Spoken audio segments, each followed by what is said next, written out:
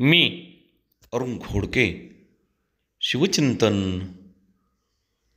शिवाजी महाराजांनी मंबाजी नाईक पानसरे यांना नेपाळमधील त्रिवेणी संगमातील निर्दोष शिला आणण्यासाठी पाठवून दिले.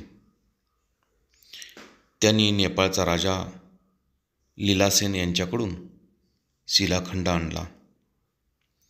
या शिलाखंडातूनच भवानी मातेची मूर्ती घडवली गेली.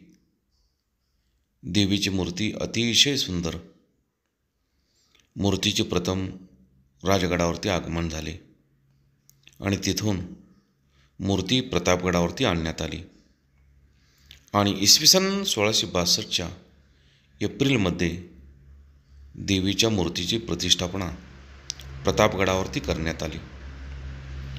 6 जून 1674ला महाराजांचा राजगडावरती राज्याभिषेक करण्यात आला.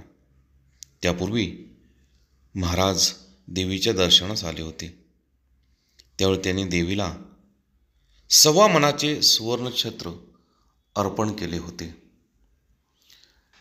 या भवानी मातेसमोरच स्फटिकाचे शिवलिंग आहे. हे शिवलिंग फार जुने आहे. तिथे एक तलवार आहे आणि ती तलवार सरसेनापती हंबीरराव मोहिते यांची आहे असे सांगितले जाते. बहुत काय बोलणे.